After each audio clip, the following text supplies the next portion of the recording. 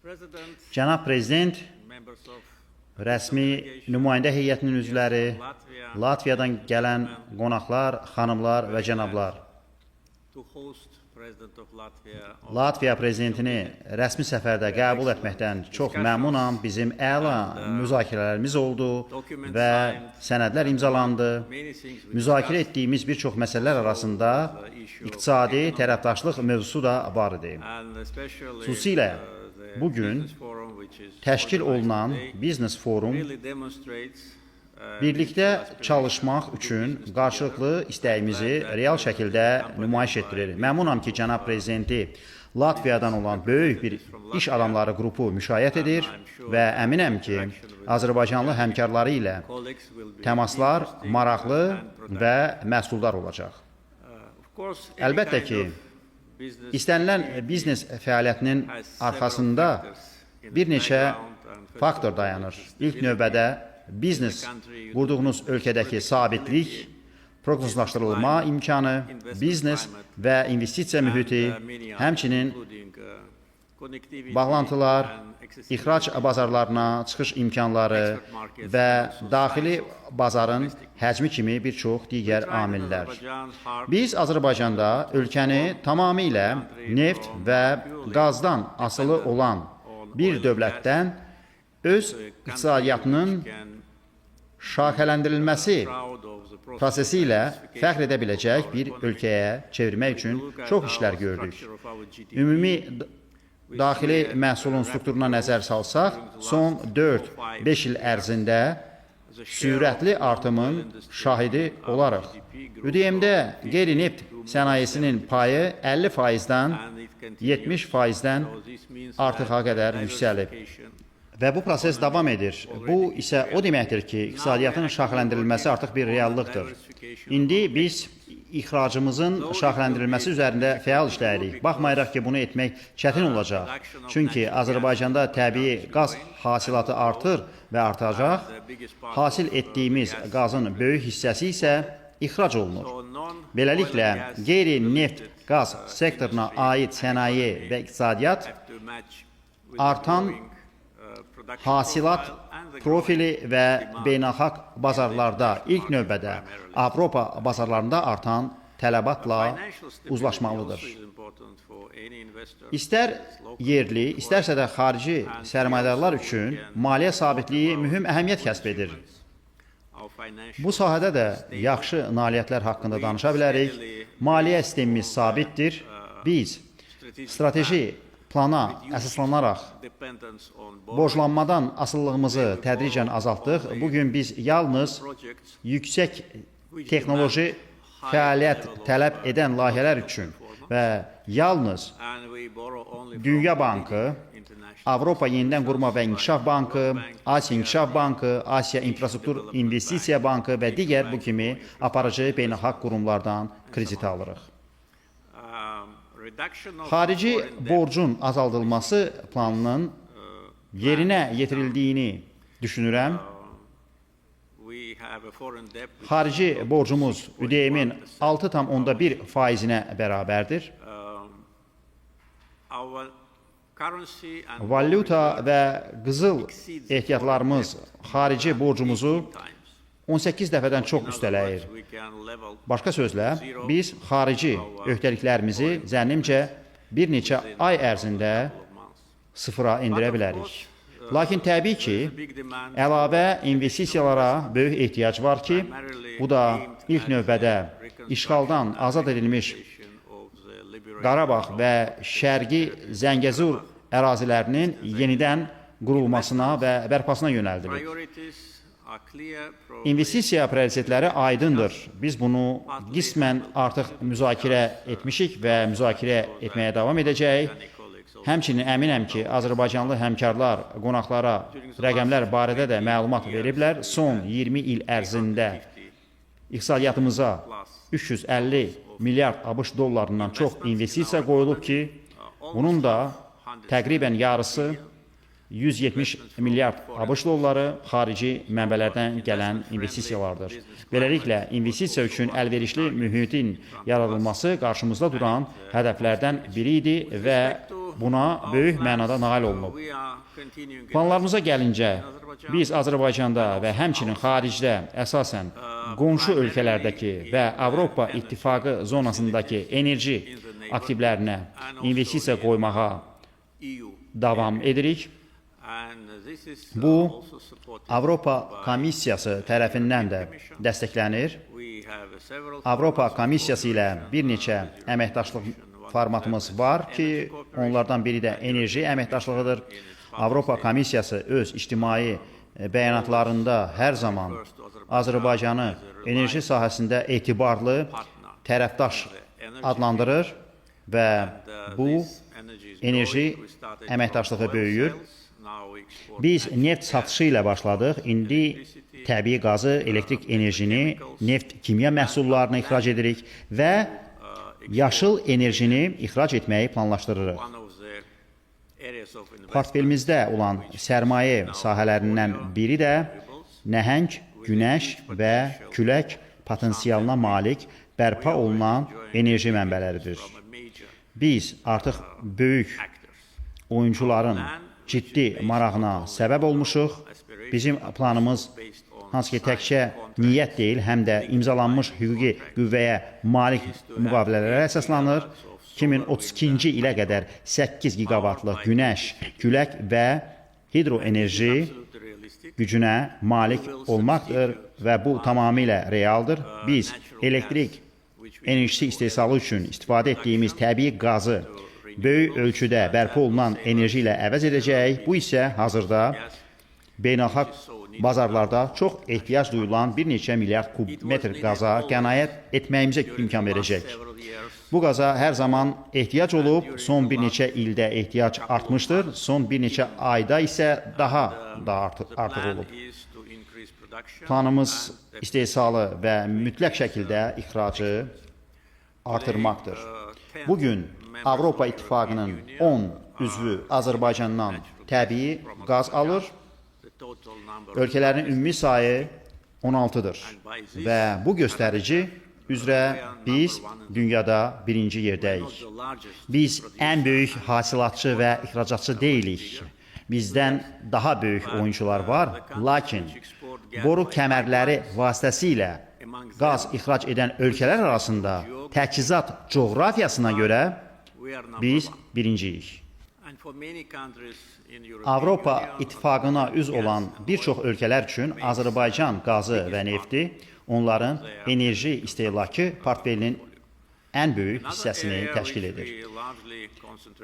Əsasən keçmişdə, indi və gələcəkdə diqqət yetirəcəyimiz digər sahə bağlantıdır. Burada coğrafiya investisiyalarımızla və Azərbaycanı açıq dənizə çıxışı olmayan ölkədən beynəlxalq nəqliyyat qovşağına çevrilməsi üçün uzun müddətli siyasətlə tamamlanır. Bu artıq baş verir və şərqdən qərbə və əks istiqamətdə, şimaldan cənuba və əks istiqamətdə nəqliyyat dəhlizləri artıq fəaliyyət göstərirlər. Azərbaycan ərazisində aparılan bütün tikinti işləri tamamlanmışdır. İndi gördüyümüz işlər isə müasirləşməyə,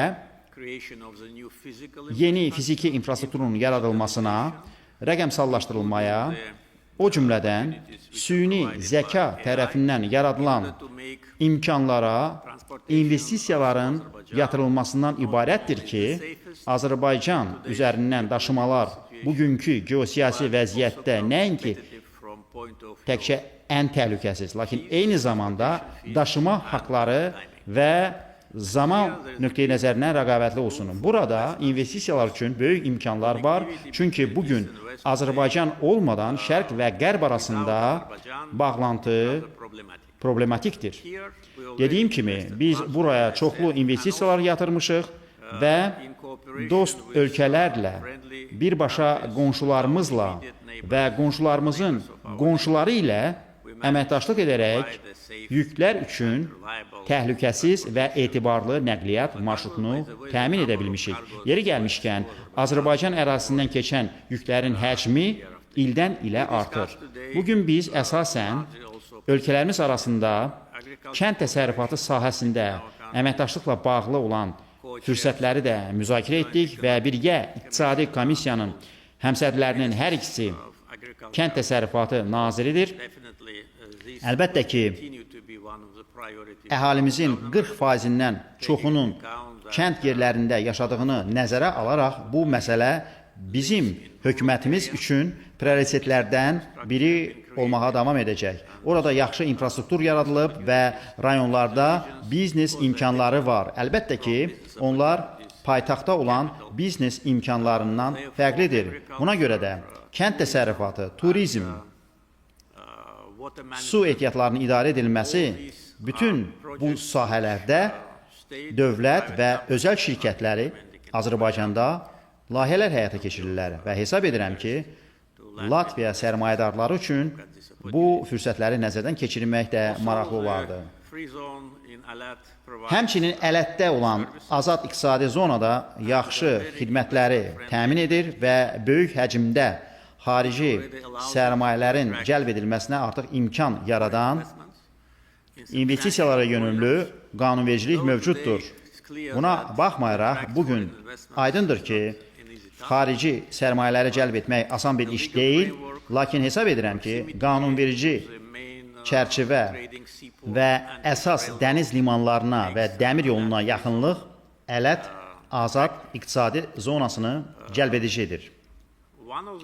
Müzakirə etdiyimiz və ola bilsin potensial əməkdaşlıq sahəsi olacaq məsələlərdən biri də müdafiə sənayesidir.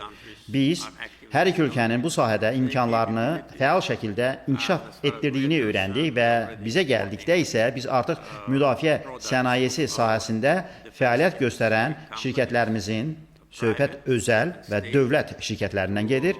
Məhsullarını böyük sayda ölkələrə artıq ixrac edirik. Beləliklə, birgə istehsal sahəsində əməkdaşlıq, işbirliyinin yaradılması bizim nəzərdən keçirə biləcəyimiz məsələlər ola bilər. Bir çox digər məsələlər də var. Bugün etdiyimiz qısa çıxışlarımızda tərəfdaşlığın bütün sahələrini əhatə etmək çətindir, lakin əminəm ki, forum ərzində və ondan sonra olan təmaslarda, çünki əlbəttə ki, bu tədbirin təcrid edilməməsi üçün sonraki təmaslar olmalıdır, bir çox digər imkanlar araşdırılacaqdır. Sözsüz ki, biz bir ölkə olaraq və əminəm ki, biznes dairələrimiz də Latviyada sizin prioritet hesab etdiyiniz layihələrdə sərmayə imkanlarında maraqlıdır. Bugün müzakirə etdiyimiz kimi biz hər iki ölkənin uğurla əməkdaşlıq edə biləcəyi potensial layihələrin siyasını tərtib edə bilərik. Sonuncu məsələ isə prezidentin səfərinin əhəmiyyəti ilə bağlıdır. Mən bir daha mənim dəvətimi qəbul etdiyinizə görə sizə minnətdarlığımı ifadə edirəm. Mən təkbətək görüşümüzdən və nümayəndə heyətlərinin iştirakı ilə keçirilən görüşdən və nahar zamanı apardığımız müzakirədən çox məmnun qaldım. Bir daha təşəkkür edirəm. Sizə yaxşı vaxt keçirməyi arzu edirəm. Əminəm ki, bizim biznes nümayəndə heyətləri bütün müsbət tendensiyaları dəstəkləyəcəklər. Bir daha xoş gəlmisiniz.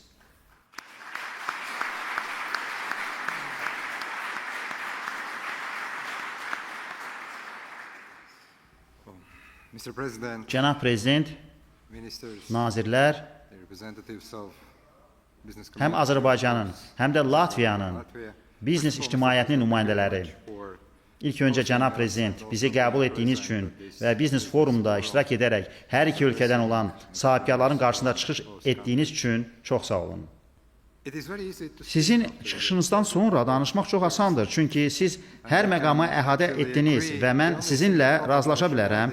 Əlavə edə biləcəyim yeganə məsələ Latviyada olan imkanların kiçik reklam edilməsi ilə ola bilər.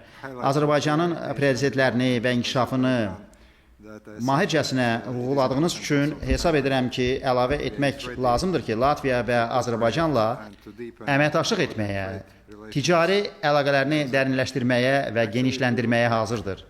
Tarixə nəzər salsaq, görərik ki, Bakı neft hasil edən şəhərə çevrilən zaman 19-cu əsrin sonu və 20-ci əsrin əvvəllərində bir çox Latviyalılar artıq burada mühəndis, müəllim olaraq iş taparaq işləyiblər və bizim həm iqtisadi, həm də mədəni bağlantımız düşündüyümüzdən daha da böyük və daha da genişdir. Hesab edirəm ki, təlatümlərin baş verdiyi bir vaxtda mən Avropada və Yaxın Şərqdə baş verən hadisələri, bütün geosiyasi çağırışları nəzərdə tuturam.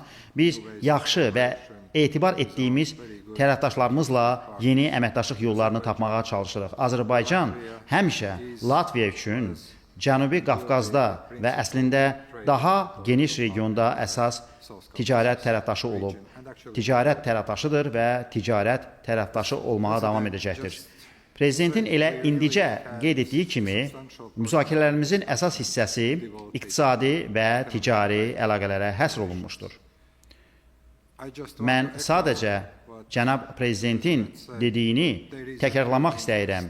Müdafiə sənayesi sahəsində əməkdaşlığı inkişaf etdirmək üçün böyük maraq var. Biz görürük ki, müdafiə sənayesində texnologiyalar çox sürətlə inkişaf edir. Hazırda elə biz danışdığımız zaman süni zəka, fərqli həll variantları ixtira olunur. Bilirəm ki, burada Azərbaycanda çox yaxşı potensial var. Lakin mən həmçinin qeyd edə bilərəm ki, Latviyanın da çox sürətlə inkişaf edən müdafiə sənayesi var. Dronlar, dron əleyhinə sistemlər yalnız görünən hissədir. Bununla belə, müdafiə sənayemiz müxtəlif layihələr üzərində işləyir və müdafiə sənayemiz həm Avropada, həm kənarda tərəfdaşları tapmaq və onlarla əlaqələri gücləndirməkdə maraqlıdır. Nəzərə alsaq ki, burada həmin sənayinin nümayəndələri əyləşib, ümidvaram ki, biz yaxın vaxtlarda müəyyən gözə çarpan və real nəticələri görəcəyik. Elə prezidentin təklifi ilə mən Ağşəhəri ziyarət etdim. Çox böyük təəssürat bağışladı və cənab prezident mənə söylədilər ki, o 15 ildən az müddətdə həyata keçirilib. Çünki bildirdilər ki, ideya hələ 2011-ci, 12-ci illərdə hazırlanıb və siz ilk öncə çirklənmiş əraziləri təmizləməyə müvəffəq oldunuz, sonra isə memarlıq möcüzəsini yaradaraq 21-ci əsrə uyğun müasir şəhəri yarada bildiniz. Bu, Azərbaycanın potensialını göstərir. Həmçinin inanıram ki, istər memarlıq, istər mühəndis təklifləri və ya dizayn sahəsində öz ekspert bacarıqlarını təqdim etmək məqsədi ilə bu cür layihələrə qoşulmaq və iştirak etmək üçün sərmayədarlara və digər ölkələrə böyük dəvət var. Burada görürəm ki, bizim potensialımız var və Latviyanın bu sahədə çox təklifləri mövcuddur. Biz həmçinin kənd təsərrüfatı sahəsində əməkdaşlığı xeyli müzakirə etdik. Belə alınıb ki, həm biz tərəfdən, həm sizin tərəfdən hökumətlər arası komissiyanın həmsədrləri kənd təsərrüfatı nazirləridir. Düşünürəm ki, bu sahədə ticarətin artırılması yollarını araşdırmaq imkanları çox böyükdür. Çünki biz rəqabət aparan tərəf deyilik. Əslində, biz bir-birimizi tamamlaya bilərik. Əlbəttə, həll olunmalı məsələlər hər zaman olur. Məsələn, yoxlamalar, sertifikatlaşdırma və s. Lakin biz çox müsbət yanaşırıq ki, Azərbaycanın hakimiyyət orqanları və hökumət bu yaxınlarda qərar qəbul etdilər ki, biz bu sahədə ticarətə və mübadilələrə imkan yaradacağıq. Latviya meşələr ölkəsidir və bizim meşə ehtiyatlarının idarə olunmasında zəngin təcrübəmiz var. Burada yenə çıxır ki, Kənd Təsərrüfatı Naziri Latviyada meşəçilik məsələləri üzrə cavabdehdir və o, həmin sahədə Latviyada hökumətin həyata keçirdiyi bütün siyasətə görə məsuliyyət daşıyır. Beləliklə, biz söylədiyiniz proqramın icrası, ağacların əkilməsi, Azərbaycanda o cümlədən azad edilmiş ərazilərdə meşəçilik işlərinin icrasında imkanların araşdırılmasına hazırıq və bunda maraqlıyıq. Burada mən həmçinin təhsil və təlim sahələrində əyani əməkdaşlıq imkanını görürəm. Biz həmçinin digər sahələr, əczaçılıq sənayesi haqqında söhbət apardıq. Bağlantılar məsələsinə nəzər saldıq. Bir daha qeyd edim ki, Latviya hər zaman Avropanın şimalı və mərkəzi Avropa üçün giriş qapısı olub. Bəzi geosiyasi hadisələr cərəyan edir və biz onları maneə kimi deyil, hava limanlarında yük infrastrukturu, hava daşımaları, digər daşımalar yolları və logistikanın inkişaf etdirilməsi imkanı kimi görürük. Çünki bu sahələr ölkələrimizin təqdim edəcəyi və əslində bir-birini tamamladığı sahələrdir. Burada həmçinin Latviyanın xeyli ekspert bacarıqları var. Burada biraz çətinliklə üzləşirəm. Yəni, əgər mən və ya cənab prezident hansısa məsələni qeyd etmiriksə, bu demək deyil ki, biz onu yaddan çıxartdıq, yaxud o vacib deyil. Sadəcə müəyyən vaxt çərçivəsi var. Bir sözlə, mən çox ümid edirəm ki, cənab prezidentlə və onun nazirləri ilə apardığımız danışıqlar və bu biznes forum işgüzar dairələrimizə əməkdaşlıq yollarını tapmaq, yeni ideyaları qazanmaq, ola bilsin, əvvəlki layihələrə yenidən nəzər salmaq, onları gündəmə gətirərək hazırlama kimi işlərə təkan verəcək. Düşünürəm ki, Azərbaycan prezidenti və mənim iştirakımla gördüyünüz və eşitdiyiniz odur ki, biz ticari və iqtisadi əlaqələrimizə önəm veririk. Bəli, bəzi tarixçəmiz oldu. İqtisadi və ticari münasibətləri müəyyən dərəcədə əngəlləyən Covid dövrü oldu. Çıxış etdiyimiz zaman regionda müəyyən hadisələr cərəyan edir. Lakin düşünürəm ki, hadisələr həm hökumətlərimizi, həm işgüzar dairələri birgə işdən ayırmalı deyil.